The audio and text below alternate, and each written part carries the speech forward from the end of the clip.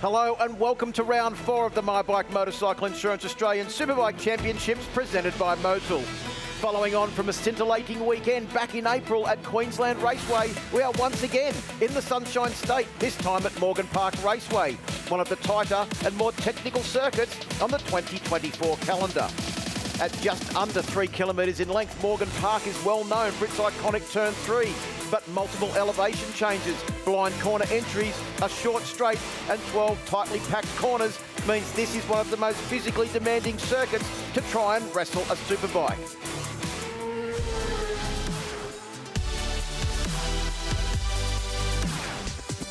Well, Chris, here we are, Morgan Park, round 4 of the championship in Warwick.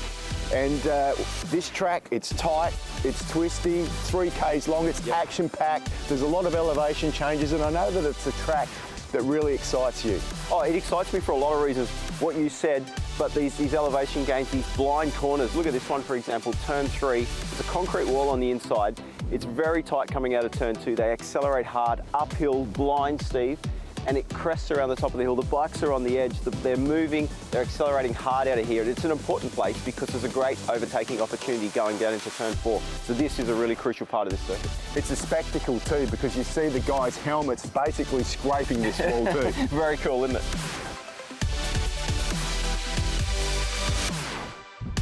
It's tight and twisty through Motul, Pirelli, all the way up to the sweeper. How did I know that you were going to stop at this place, Chris? Well, it's such a crucial part of the circuit. Like you said, it is tight and twisty over that other bit. A lot of change of direction, a lot of time in second gear. But by the time they get down here, they're flying over 200 kilometres an hour on the entry, 4th gear, and you're on the edge of the tyre for a long time, pushing the front end downhill through here. It is really, really important. And the corner seems to go on and on and on forever. So really, really important for the guys to get this right, because you're getting close to the end of the lap, and that could dictate how this race is going to unfold. And let's not forget, Chris, there's been some absolute ripper overtaking manoeuvres here as well. Oh, absolutely. The final sector, Chris, seems pretty simple. A flip-flop through the Ducati chicane and then a run to the finish line. But it's far from simple. Exactly, Steve. Looks simple, but it's a great place to watch these bikes, and these guys manhandle these things. They try and get drive out of here as early as they can. You hear the traction controls on the bike cutting in and out, and as they pick it up, it's uphill. It's quite a climb out of here. The bike wants to wheelie, and it's quite aggressive. The front will wobble a lot before they get to the finish line. So it is a really important part of the racetrack to get right. It certainly is, and it's the most important 100 metres of the track, and that is the run to the finish line. Any final tips for our riders to get a good lap time around this track, Chris? Well, I think we've said it's tight and twisty. I think what's really important is don't overdo the braking. Sacrifice that a little bit to get on the throttle earlier, and I think that's going to make a fast lap time around here. Smooth, smooth, smooth. That is your Ducati track preview. But the good news is that the Supersport 300 riders are out on track, ready for the Race and Road Supersport 300 Race 2 this weekend. Of course, one race yesterday afternoon, the race win was taken by Valentino Knežević, who took a pretty handy victory in the end over Casey Middleton and Josh Newman on the podium as well.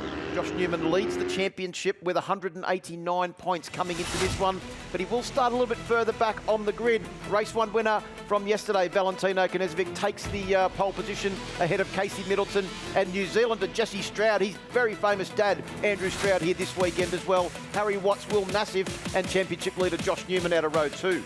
Yeah, a bit of work there for Josh Newman. Oliver Short, Ryder Gilbert from South Australia, and Geordie Simpson, another South Australian, on row 3. Your row 4's Calvin Moylan, John Pelgrave and Lincoln Knight. Row 5, William Hunt, Oscar Lewis and David Coward, and Georgia Stevens and Michael Cartwright are on that row 6. There's Valentino on board bike number 48, the Motor City entry. He's got Marcus Hammett's mechanic Will here with him this weekend, helping to set up the suspension, as Middleton, the last rider back on board the Race DNA machine, bike number 20 in the middle of the front row of the grid. We're ready to go racing. You can see Stroud there on 127, ready to go. Race Racing Road Supersport 300 is go. Look at the start from Knežević as he makes his way down towards turn 1. Great start too from Jesse Stroud on board bike number 127. Middleton back there into 3rd place, and a good start too from Josh Newman up to 4th from the 2nd row of the grid. Looks like they're all through turns 1 and 2 safely, Steve, and set sail for turn 3 now. And who's going to be very keen on the brakes early on in this race as we get to turn 4? Yeah, it's going to be interesting to see, but it's Knežević. Up the inside goes Jesse Stroud, but he can't pull that one off. Knežević closes the line. Yeah, it looks like Oscar Lewis was having a big lunge on the brakes as they made their way down into turn 4 as well, and Ryder Gilbert has gone backwards. He's back to 11th position now. Harry Watts on the brakes up the inside of bike number 127 at 27. That was Calvin Moylan, another one of the race DNA machines. And I think Harry Watts, the local Queenslander, has made his intentions quite clear halfway around this first lap. Yeah, that was a massive move on the brakes by him as they head down through the MA sweeper and into Dunlop for the first time. And look at Josh Newman. He's right there on the back wheel now of Casey Middleton. Oh, Oliver Short putting in a cracking first lap as well on board bike number 7. You can see Middleton has got one of the Simpson boys, that's Geordie Simpson, on board bike number 33 right behind him. Of course, only 2 of the Simpson brothers here this weekend. Get well soon, Mitch, and hopefully we'll see you back on a bike very, very quickly. Of course, he's been one of the stars of this Race and Road Supersport 300 category so far in this year's racing. Up the inside, it's Newman trying to have a look up the inside of Jesse Stroud, but can't get up the inside of bike number 127 on the brakes. I tell you what, Valentino's got a decent amount of pace. He's pulled out 0.6 of a second in that first lap. Very, very good first lap for Valentino Knežević. Yeah, a 1:30 from a standing start for Valentino. Oh, up the inside of Stroud goes Newman on board bike number 17. So the championship leader up into the top 3. He finished in 3rd place in yesterday's race. In fact, the top 3 are in the same order that they finished in yesterday's race, but Stroud having none of that, straight back up the inside of Newman. Oh, we got one rider down. That's Oliver Short on board bike number 7, getting on the gas just a fraction too hard on the way out of Honda corner, the corner that's already claimed Archie McDonald so far this morning. Yeah, what a shame, the young Victorian, as we have a look on the Ducati replay. Goes up the inside there, tries to pull it a little bit tight, gets on the gas, the back folds a bit, the front comes round, and it just doesn't get away with it. He's fine. He's going to pick that bike up. Hopefully it's okay, and at least he can complete the race and get some points or at least some experience of this track. And I think that was Will Nassif that had to get right out of the throttle, which put a stop to any momentum that he had coming out of turn 6 on that occasion. But it is Jesse Stroud now up into 2nd position. Funny story about that motorcycle that he's riding, Steve. That is the bike that Tom Bramich used to ride in the Supersport 300 category many, many years ago. As up the inside goes Newman. And the more that these 3 battle and carve each other up, the more that Valentino Knežević will just start to pull out more and more of a lead. 0.7 of a second after only 2 completed laps is unheard of in this category. Well, he made the bulk of that in that first lap. His lap as Jesse Stroud pays back the favour to Josh Newman and retakes that 2nd position. Have a look at the point situation. If it was to finish like this, Valentino Knežević would make his way into the lead of the championship, take over from Josh Newman. So Josh Newman has got it all to play for at the moment. He can't afford to finish in that 4th position where he sits now. Well, Jesse Stroud has just thrown a spanner into Valentino Knežević's works because he has taken the race lead on board bike number 127. He started the year, remember, riding on a borrowed Kawasaki Ninja 400, took a race win at the Sydney Motorsport Park round number 2 of the championship in his first ever visit to Australia. And here he is in his first ever visit to Morgan Park. Has a look over his shoulder. Yes, Valentino is right behind you, Jesse, as if, well, you wouldn't be surprised about that in this category. And Calvin Moylan now is well and truly getting into it. As Valentino goes back into the lead, Stroud runs a fraction wide. He's relegated from 1st to 3rd.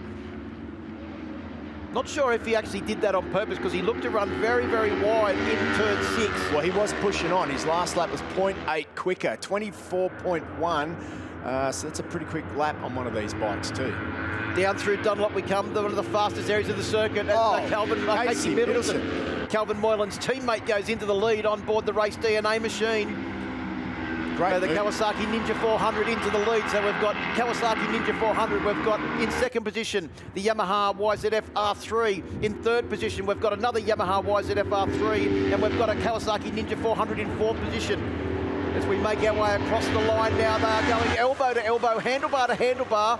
Who's going to get the inside running? I think it might be Middleton on board bike number 20, just getting the better over Valentino as they make their way down in towards turn 1. Stroud still well and truly in the mix, and Newman, if anything, Steve, has pulled himself back up onto the back of that group, courtesy of his best lap of the race, a 1:24.7. Well, I mean, you saw what the others are doing there. Newman's just been working away. Now he's put himself in the box seat. He's kept his cool. He's made that gap up, and he's right there. Yep, you can have a look behind you, Jesse, but I'll tell you what, he is there. Well, both Valentino and Jesse Stroud were back into the 25s on that last lap.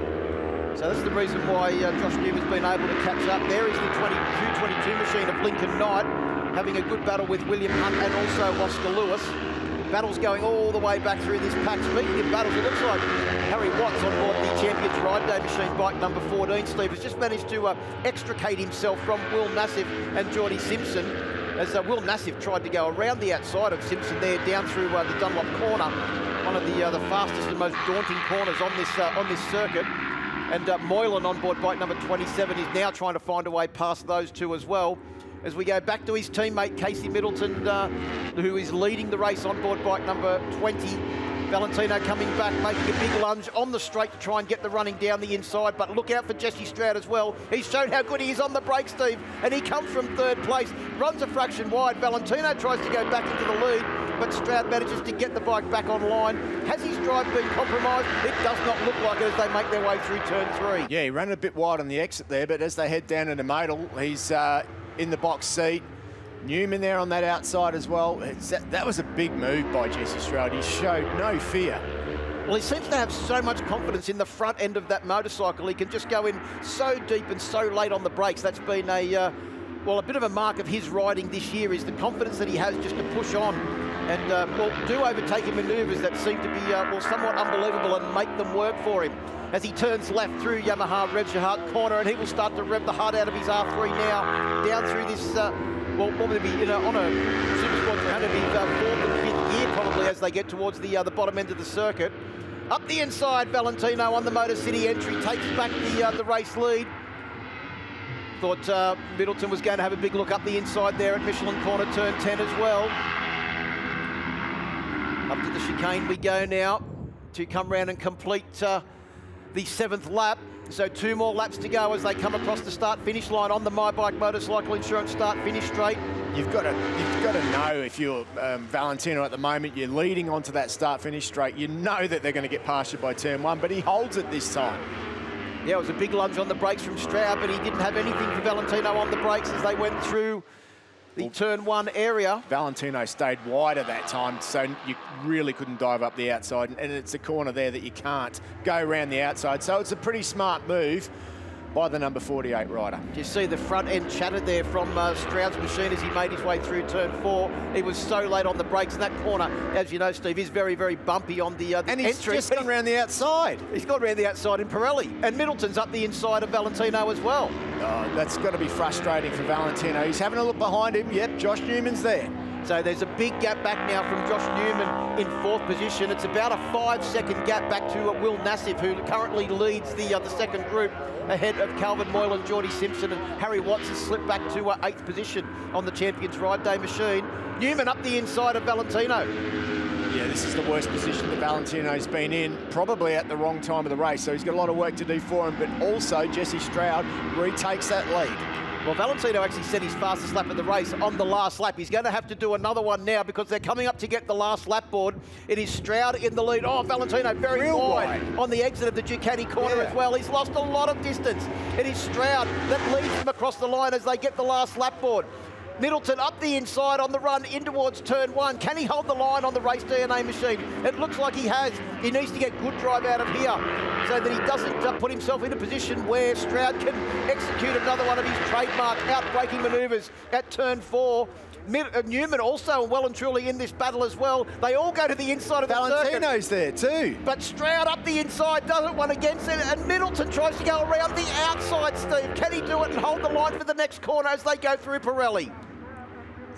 Through they go into that Honda corner. On the brakes he is. Up the inside is Stroud. Holds it, but Middleton around the outside. He leaves him room, which puts him on the inside for the run onto the sweeper. But Stroud retakes that lead, and Valentino goes from fourth with no chance back up to the second spot. Well, he's living up to his name at the moment, Valentino. He is certainly on a charge. He tries to go down the inside through MA corner, but back around the outside goes Stroud. Here comes Newman as well, setting himself up for a big move, but around the outside is Middleton. Outrageous last lap here from the Race and Road Supersport 300 riders, but it is Stroud that leads them as they set sail up the hill stoop towards the final chicane. Stroud's fast through here. Valentino's going to have to find something special. He needs the drive out here. There's a big moment there for Stroud. Valentino's got the drive. Can he make a lunge at the line as they come across? They go across the line, and it is Stroud that takes the win. His second win of the 2024 season in the Race and Road Supersport 300 category. Second place goes to Valentino Knežević. Third, Newman on the podium in his second race of the weekend. And fourth place, Casey Middleton. All of those riders had a chance at leading that lead group as they made their way round 9 sensational laps of the Morgan Park Raceway circuit, and Race and Road Supersport 300 delivers exciting racing once again. Congratulations to Jesse Stroud. When you have a look at the stats, he would have never seen Morgan Park Raceway before this weekend, and to come away with a win in only his third race here at Morgan Park is a sensational result for the young New Zealand rider. 0.026 of a second, the eventual margin over Valentino Knežević on the Motor City entry. Josh Newman on the Wet For You race fairings. Kawasaki Ninja takes out third position on board bike number 17. Then it was Middleton on the Race DNA machine in fourth. Moylan, his teammate, got up to fifth position. Will Nassif in sixth. Geordie Simpson in seventh. John Pelgrave in eighth. Harry Watts slipped back to ninth on the Champions Ride Day machine. And Ryder Gilbert rounded out that top 10. Yeah, good ride there by Ryder Gilbert. Lincoln Knight in 11th. William Hunt in 12th. Oscar Lewis in 13th. David Coward in 14th. Mitchell Cartwright in that 15th. Georgia Stevens, a good ride from her. And unfortunately, Oliver Short didn't get back out because he didn't finish the race 7 laps down. And the New Zealander that's come over here showing us Aussies how it's done, Jesse Stroud. Congratulations, what a race win.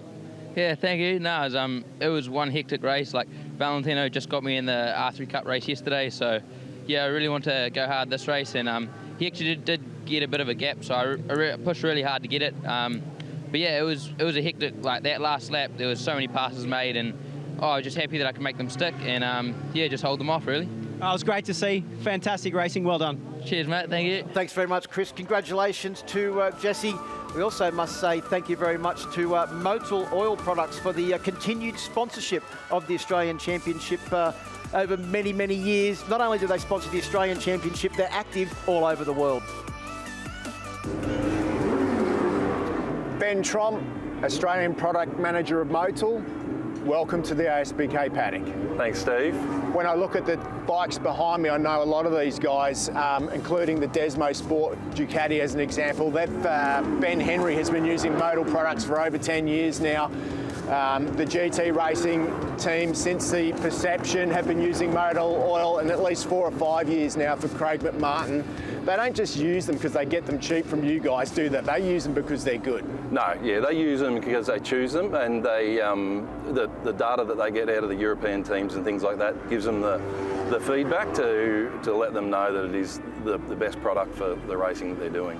Yeah, obviously Motul as well. Not only are they here in the Australian Superbike paddock, ProMX paddock, paddocks all around Australia, but they're in the major racing around the world too, MotoGP, World Superbike. Yeah, correct. So we're in the bikes of some of the factory teams, we're in the bikes of your satellite teams underneath, through the MotoGP teams, World Superbike teams, into your MXGP teams and the AMA teams as well. I did a little bit of research, obviously, before we did this piece, and I was surprised to find out how much history Motul's got. It's 150 years old. Yeah, correct. So it started in 1853, and it's developed since then. And they've always been a pioneering brand. So the first product to ever do a multi-grade, multi-viscosity oil, the first product to be a semi-synthetic oil in their Technosynthes, and then the first product to be a fully synthetic oil with their ester-based technology. There's a lot of high-end product in the racing paddock. But you guys do more than that. You literally do all sorts of ranges as well, to just for your normal street guy all the way through. Correct. And we start with our flagship product is our 300V.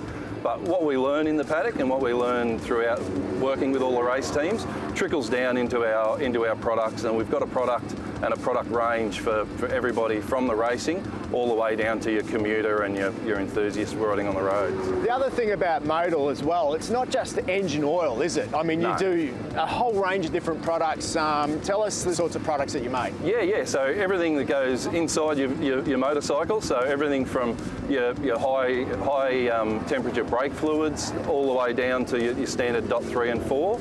And then you've got your motorcycle care range as well. So, and once again, that's to make your bike look lovely and shiny, all the way through to making your leathers look great, your helmet look nice, everything. So I guess it doesn't matter if you're a commuter or a racer, Motul have got the product for you.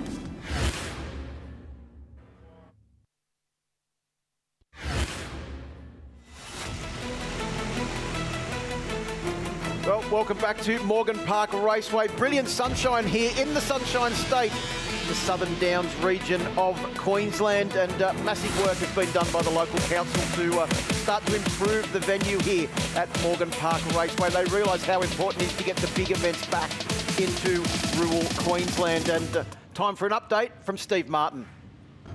The Blue Crew Oceania Junior Cup riders don't know how lucky they've got it, because Garry McCoy is the head coach here, and boy, what an abundance of experience you bring, and I guess it's your job to pass it on to these riders. Yeah, that's right. Look, you know, I'm so excited to work with these kids and, you know, bring them into a better future, and you know, obviously I've got a bit of experience, and to be able to pass it on to the kids, and you know, you see them improving every day, and it's just really great to see. Well, I guess this is pretty much our mid-year catch-up. From the start of the year, the bunch of kids to what we've got now, I mean, what are the major improvements you've seen, and you know, as from the start to where they are now? Yeah, look, I mean, the bikes are the same for everyone, and it's really just the track time. It's them getting out on the track. Half the field, half of the kids haven't been here before. They all get a little bit upset in the first session because they're not so fast, but I'm like, just be patient, give it time, get used to the track, and yeah, you just see them improve over the 2 days, and then they're into the race and they're on it, you know, so it's really good to see. Now, I was here at 7 o'clock this morning, Garry, I know, and I know you were too, because I looked over, the only other people here at 7 o'clock in the morning was Garry and his bunch of riders. And what were you doing? You were running. I saw you guys running around the paddock. Yeah, well, we do exercises every morning, as you know, everyone does that in racing, so you know, they've got to learn those things, and yeah, we do it every morning. It's just a basic warm-up, just to get the body prepared to, you know, get out on track on the bike.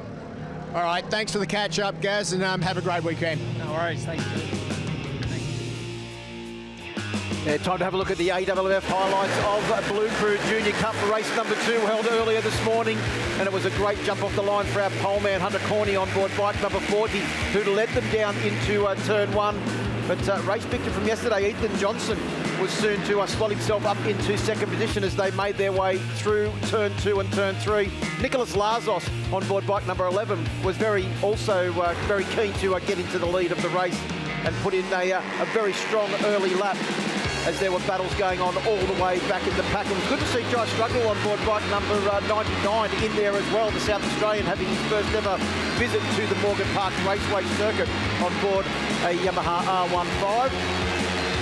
And moved up into 5th position at about half race distance in this lead group of 6 riders. But it was the 73 machine of Hunter Charlotte that took the lead. Ethan Johnson closing in from behind. Corney relegated back to 4th position, and Lazos holding down a podium. But as they came to the line, it was Charlotte that took the win on board bike number 73. You can see how excited he was about that. But Nicholas Lazos was just excited to take the podium in 2nd position, and rounding out the podium with all of those positions muchly disputed all the way to the line. Some very, very excited riders. So congratulations to Hunter Charlotte on board bike number 73. And I'm sure he wants to try and back it up again. Can we have 3 different winners in the Blue Crew Junior Cup? We will know in very short order. 6 laps time, in fact.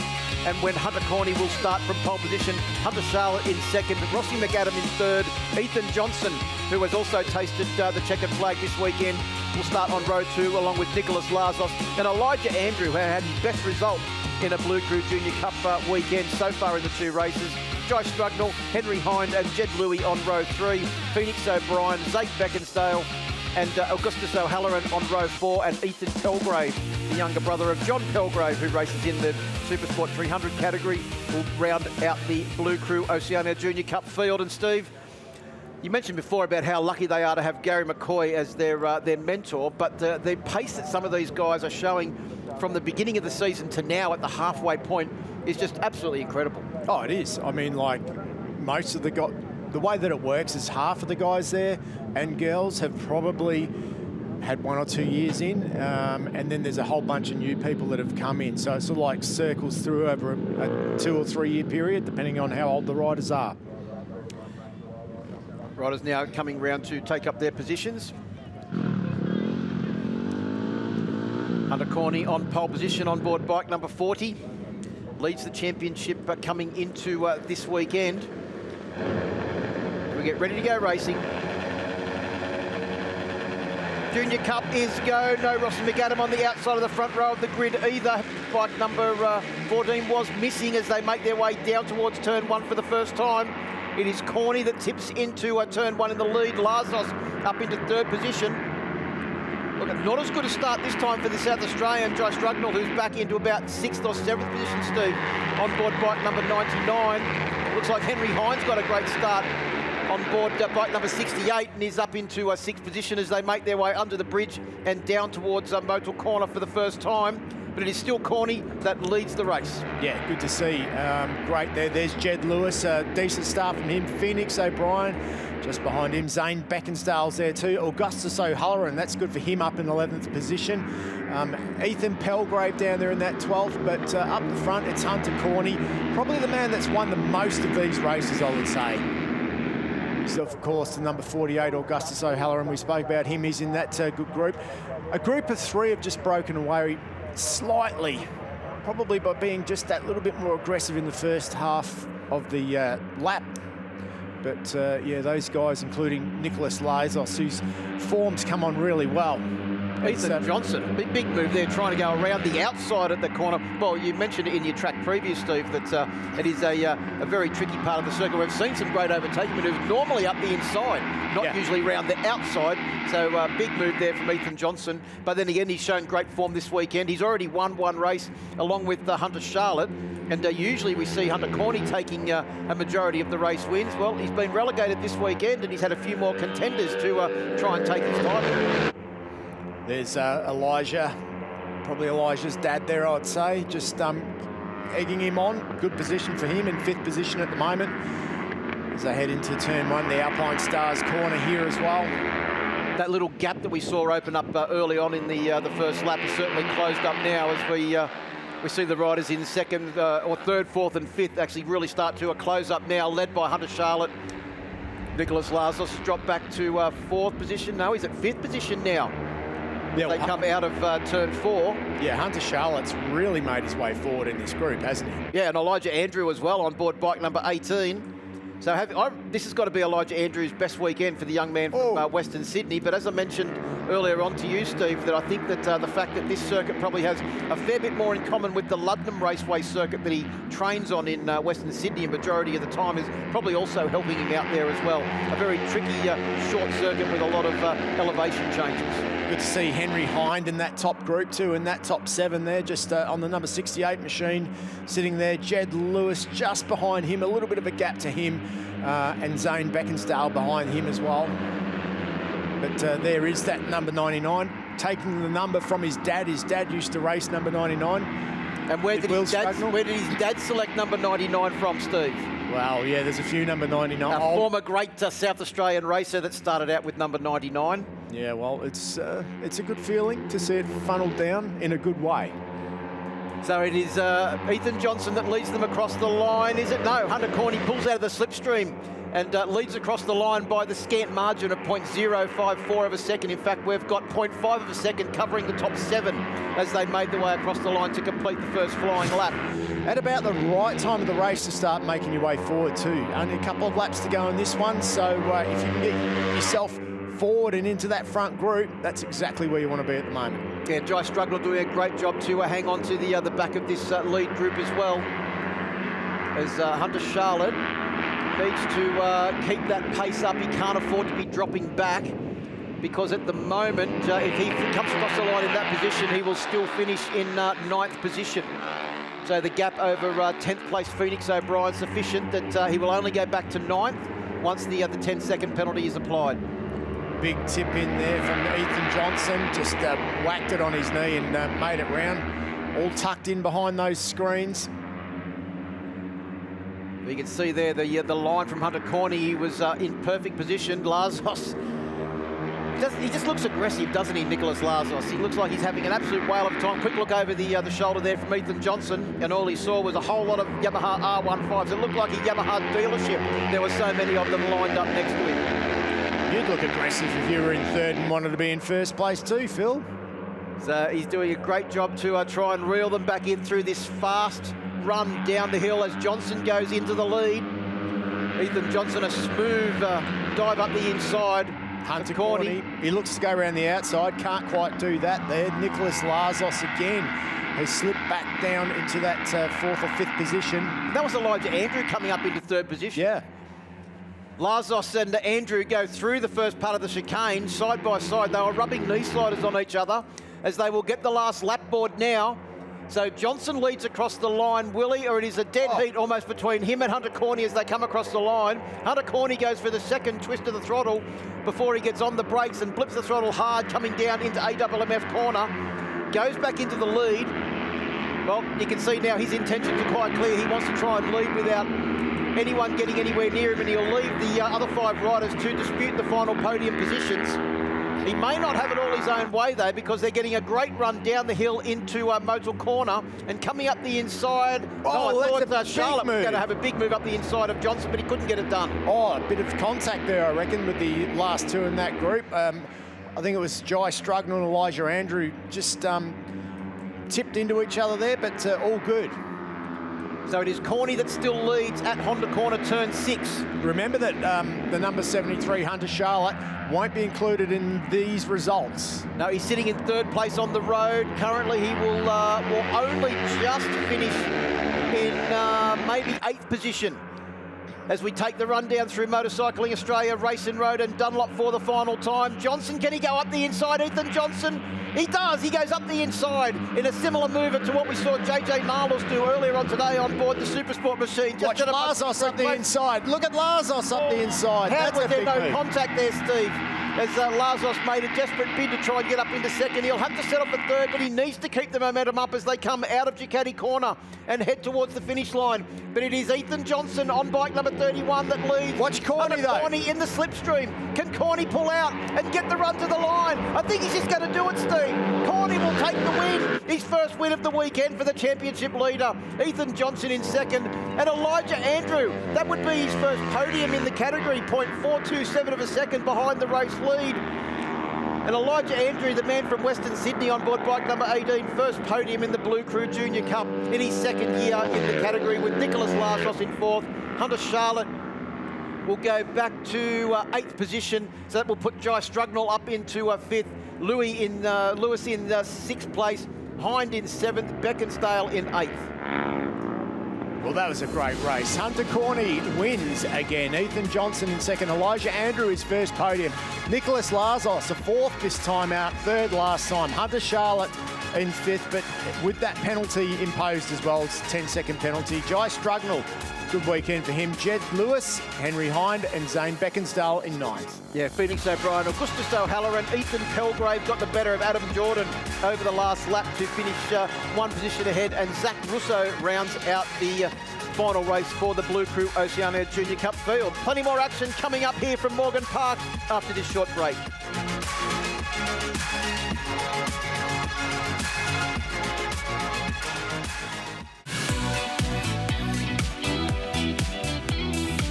And welcome back to Morgan Park with no one celebrating any more than Archie McDonald after his race 2 victory. Spraying the crowd there with champagne, and then of course putting some champagne into his SuperSport boot. The boot that he carried to the podium in race number 1 gets the champagne treatment in race number 2. I think it's fair to say, Steve, that Archie was pretty happy with that race win, and Valentino Knežević, 1 race win and pole position, will start from the front row of the grid along with Casey Middleton and Jesse Stroud, Harry Watts, Will Nassif and Joshua Newman back on row 2. On the short, Ryder Gilbert and Geordie Simpson from row 3. So SuperSport 300, ready to go racing. Race and Road SuperSport is go. Great start there from the poleman Valentino Knežević, but once again, Jesse Stroud has got a cracking start and comes from the front row of the grid to lead them through turn 1, the AWMF corner for the first time. Middleton's off to a great start as well on board bike number 20, the race DNA bike. And once again, it's Oliver Short that's got a cracking start. He's up to 4th place, Steve. Wow, that's a pretty impressive start for the young Victorian rider. Josh Newman back there in 5th or 6th position at the moment, tries to dive up the inside. Looks like Ryder Gilbert's there too. Geordie Simpson just there on the full yellow machine in the background. But you're right, Ollie Short, what a start he got. Harrison Watts is up there too, the number 14 machine, just diving into the Honda corner. Oh, Pelgrave just did 2 in 1 at Honda corner. So bike number 43 moving forward ahead of Will Nassif, I think, and Geordie Simpson as well. Ryder Gilbert also in that battle as well. But look at the top 3, Steve, as they make their way down through Motorcycling Australia corner. You've got Middleton, Stroud and Knežević going 3 abreast. That's outrageous. You can't do that. This is the first lap, not the last lap. Well, showing the desperation to try and get a early lead and get early supremacy over the rest of the hard battling field, as Harry Watts has now made his way up into a 3rd position on the Champions Ride Days machine. Would have done a lot of laps around here. Of course, his mentor, Brendan Clark, the other team manager this weekend. Josh Newman's way back in 11th position. There he is. Yeah, he might have had a moment on that the second half of that first lap, because he was certainly up in about 5th position early on. Harry Watts is with our lead group now. He is on an absolute charge, a 1:31.0 on the first flying lap. Oh, sorry, on the first lap, Steve, but he came from the 4th row of the grid. Yeah, he did. Yeah, he's done a really, really good job to do that, for sure. Ryder Gilbert, impressive from him too. He's up in that top group, number 72 machine. You could see how late Stroud was on the brakes there, and Harry Watts was still trying to outbrake him as they came down into turn 3. Big look over the shoulder there from, I couldn't see who that was. Maybe it was Will Nassif as he made his way out of turn 4. But it is the Kawasaki of Middleton that currently leads from the Yamaha of Knežević. Then we've got another Yamaha. Oh, Middleton. He was almost in the spectator area on the entry of Yamaha Revs Your Heart corner, Steve. He's definitely using all the track and a little bit more right there. He paid his full entry fee. He's going to use every part of the track that he's paid for as he comes down through Race and Road corner. On that race DNA machine, Knežević tries to go up the inside. No way through at Michelin.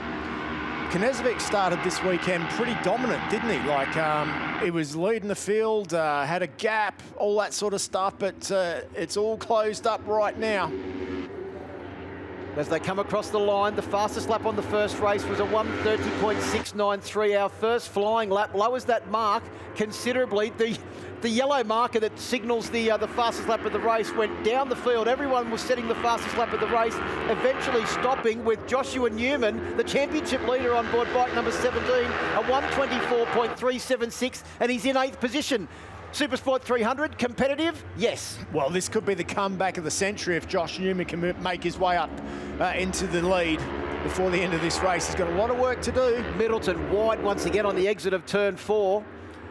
He's certainly not taking the shortest line around this track. He's using every bit of it. Harry Watts is up into 3rd, getting the better of Stroud. But we know how good Stroud is in the latter part of the race. Will Nassif's moved up into 5th position as well on board bike number 65. Look at Middleton manhandling that machine. Middleton's doing such a good job to lead the race. He hasn't really been, I mean, they're all over him, but he's the one that's been doing all the leading so far. So it's good for him to see that he can do it without actually having the tow from another rider. But as I say that, up the inside into the Michelin corner goes the number 48, Valentino Knežević. Yep, the New South Welshman getting the better of the Queenslander through Michelin corner. Then we've got another Queenslander back in third position. Then we've got the Kiwi, Stroud, back in fourth. Will Nassif from Sydney in position number 5. Ryder Gilbert, all the way from South Australia, back there in sixth position. Then Josh Newman in 7th. Pelgrave in 8th. Geordie Simpson in 9th. And Oliver Short rounds out the top 10. And the top 10 separated by not all that much, Steve. I think it's 1.3 seconds all the way back to Geordie Simpson in 9th. And thanks to Race and Road for jumping on board to sponsor the category this year. It's amazing how many young riders in this category are all wearing the Racondi leathers and that as well too, Steve. And most of them have got them from when they were riding in Blue Crew Junior Cup. Absolutely. Lincoln Knight doing a good job too. He's down in 13th position. Pretty good weekend for him so far. Oh, Valentino, I thought he was going to do a JJ Nalos on Middleton there, but couldn't quite get up the inside of bike number 20. Valentino's been in this series now for how many years? A couple of years. He was racing in the series back when Marcus Hammond was here, so he's probably been 3 years in this championship. Yeah, well, he was also Blue. Yep. He did come through the Junior Cup. So this is the racing he knows, and he's used to racing at the front. And there's your classic Jesse Stroud move, up the inside when you don't think it's possible. Yeah, we said about it earlier on today, Steve. He's got so much confidence in the front end of that bike just to dive in deep on the brakes, still manages to get the bike stopped and turned and maintains drive out. And that's exactly what he did there as he comes now up the inside of Middleton to take up the race lead at turn 4, the Motul corner. Just slips on up the inside. Valentino has a look over his shoulder. All he can see is the 2 green bikes of Newman and Watts sitting in right behind. Of course, Josh Newman and Harry Watts were also teammates in the Evolution Sports Group team last year, riding in the Mini GP Championship. So they know each other very, very well. Have raced over several classes together as well. Both been riding in this category for a couple of years. Change of manufacturer for Harry this year, jumping on board the Kawasaki for the Champions Ride Day machine. Look at the speed of them down through that fast section of the circuit. Yeah, Stroud up the inside. No surprise to see him make a bid for the lead at one of the dauntingly fast corners at the bottom of the hill. For him to do this early on in the race, I think he thinks he can run away with it. So it's going to be interesting to see what he does now. Nice and smooth out of there, up the hill, tucked in. But Knezovic is right next to him and takes the lead again. And Middleton tries to go around the outside, but that's not going to happen. Well, I thought the Stroud was going to try and fight back on the inside then, but Valentino just shut the door well and truly in his face. So the Motor City entry is back into the lead. Interesting point too, Steve. I mentioned it to you before earlier this morning, but the bike that Jesse Stroud is riding is in fact the bike that Tom Bramich rode in the championship about 4 or 5 years ago. It is the older generation R3. It doesn't have the upside down forks and it doesn't have the updated chassis parts and engine of the newer model that Valentino is riding as well, but it goes to show that they haven't changed that much, and still the old model R3 is a very, very competitive motorcycle. Oh, 100%. I mean, he's riding that thing on the limit. I mean, you can see it moving around a lot more, you know what I mean? So I guess that does make sense. The others seem steadier on the front with their upside down forks, and of course this with the conventional fork setup, when you look at it in the braking area, it looks like he's out of control, which and that could be due to the difference in the upside down forks versus the conventional forks, which is why Yamaha, in the name of safety, put the upside down forks on, because it's going to handle better and be a safer road bike. Well, 2 Ninja 400 or 3 Ninja 400s in that group of 3. They've got conventional type forks on them as well. So it is a great battle here between the bikes that are so very evenly matched in season 2024, with Stroud on an R3 getting the better of that lap as they came across the start-finish line. But here come the Ninjas, Steve, up into 2nd and 3rd now. Harry Watts relegated back to a 5th position. Valentino's back to 4th. And we're on lap 8 of 10. I think we're going to have about 3 last laps in a row here as these riders all try and battle for supremacy down in towards turn 4. Here comes Newman up the inside. Yeah, every lap's the last lap. And Josh Newman, nice and smooth. The difference, look at how smooth Josh Newman is when he does his moves, like compared to Jesse Stroud. Jesse looks like he's out of control. Newman looks as smooth as can be. Just tips it in, the bike doesn't move, and that's good for tyre wear, and it's good for saving your energy.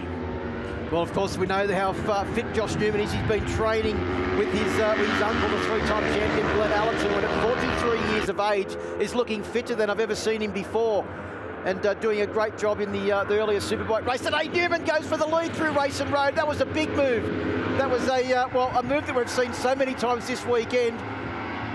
And now Stroud up into second place as well. So Casey Middleton, who was leading the race only 3 corners ago, has now been relegated back to third as we come round to complete lap 8. So we're starting the second of our last laps now, Steve, as we go across the line. 2 laps to go for these riders, and they are 3 abreast almost as they go across the line.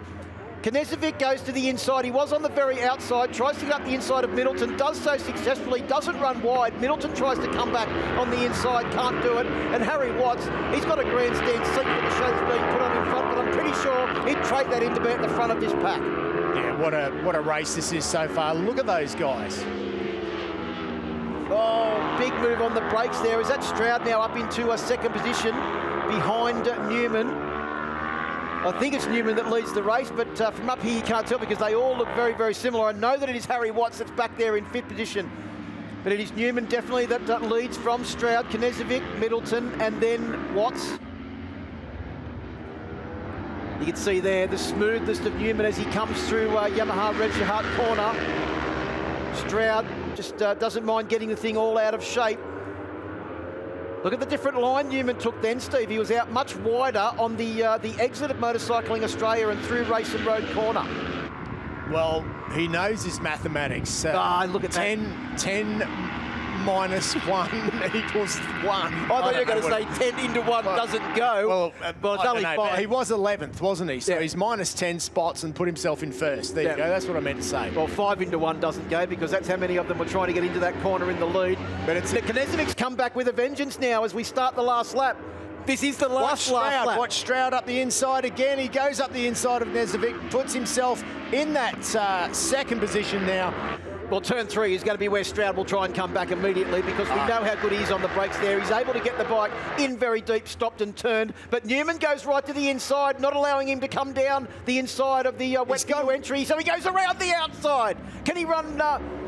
He holds it on line. I thought he might have run a fraction wide. No, it's a good ride there by Jesse Stroud.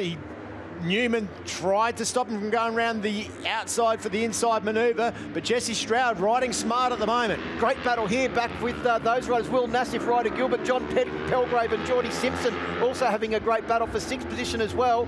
Oh, Stroud's out of the seat. He goes over the ripple strip. That'll compromise drive. Now, and Newman should be able to get the slipstream and perhaps get him into Dunlop corner, and he does. What a move from Josh Newman. Can Knežević get up the inside as well as they come down toward Michelin corner? Stroud will go up the inside. There's nothing going to stop him coming up the inside. Can he hold him on line? Newman gets the better line up the inside. No, he can't. And Stroud has done it once again. But Knežević gets up into second place. Middleton gets up into third. Newman goes from first back to 4th. This is not over yet. He's got a great drive. What about look at the drive he got up the hill. Knežević is right there behind him. He can't get past, and he wins. Stroud wins. Stroud takes the win by 0.159 of a second over Knežević. Middleton in 3rd place. Josh Newman in 4th. Harry Watts in 5th. There was 0.6 of a second covering the top 5 as they came across the line. There's Ollie Short coming across the line on board bike number 7, a much more successful race 2 than race number 1 where he didn't see the checkered flag. But what a ride from Jesse Stroud, Valentino Knežević, Casey Middleton, Josh Newman and Harry Watts. Great entertainment, Steve. We love the Race and Road Supersport 300 category. Oh, yeah, it was incredible. What a race that was. I mean, wow, the amount of overtakes in that, the closeness of the race, the youngness of these guys and girls that race in this class, incredible to see. 0.159 the eventual winning margin for Jesse Stroud over Valentino Knežević in 2nd. Casey Middleton in 3rd place on board bike number 20. Josh Newman in 4th. Harry Watts in 5th. Gilbert, Pelgrave, Simpson and Nassif had a great battle as well for 6th, 7th, 8th and 9th. And Ollie Short rounded out the top 10 with Oscar Lewis, Lincoln Knight, William Hunt, Calvin Moylan back in 14th position. Not the result the West Australian would have hoped for. David Coward in 15th, Mitchell Cartwright in 16th, and Georgia Stevens, who's been setting personal bests all weekend, Steve, rounded out the field in 17th position. Yeah, good result from her. There's your championship points now, and it is 224 to Josh Newman, 223 to Valentino Knežević as we head to the next round at Phillip Island. Harry Watts has moved up into a third place on 211 points. Geordie Simpson in fourth, Will Nassif in fifth, Pelgrave in sixth, Moylan in seventh, Stroud in eighth after missing the first round of the championship. Simpson in ninth, and Casey Middleton rounds out the top 10. But what about that, Steve? 13 points covering the top three heading to the next round. As our top three have made their way back to the podium, there with Chris Vermeulen.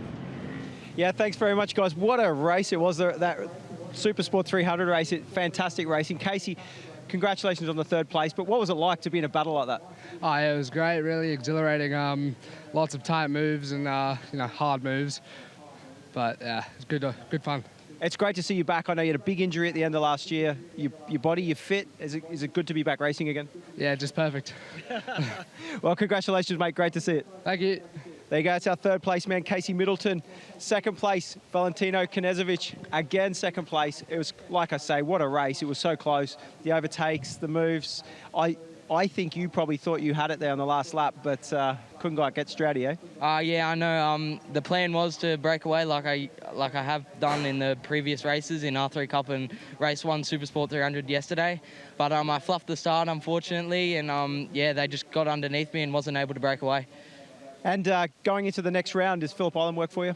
Hopefully, we had a bit of struggles at the round 1 of Phillip Island, but yeah, hopefully we can sort that out and fix all the issues. Well, congratulations again and good luck in the next round. Thank you. There you go, second place man, Valentino Knežević. Our race winner, second race today, 2 wins. Jesse Stroud, congratulations. Cheers, thank you. No, that race was like the second one. It was all or nothing really. No, we put a new front on and it just made all the difference really. It was just on the brakes, yeah, really going as hard as I could. So yeah, big ups to the boys. They all rode so well, and it was one of the best races of my life. Well, it's an impressive weekend. I know you'd never seen the track before, so really, really impressive. Like I say, congratulations. Oh, thank you, yeah, and thanks to the team. You guys all did so well, and thanks to Dunlop. The tyres were gripping amazingly, and yeah, I think it's all come together, and just cheers to everyone who supported me. So cheers. Well, there you go, our Racing Road Supersport 300 race winner, Jesse Stroud. Plenty more to come in 2024. The Phillip Island Grand Prix circuit is the next round, a 2-day meeting on the 7th to the 8th of September, and we look forward to that. Of course, the next round of the ProMX Championship is at Toowoomba in Queensland, just down the road, the 21st of July, so not too long to wait for that one, and plenty more action coming up in the ProMX Championship as well. Massive thank you this weekend to Steve Martin and Chris Vermeulen, all the team that put this package together, of course, Motorcycling Australia and the local Southern Downs Council for all of their support this weekend. We'll catch you at the next round at Phillip Island.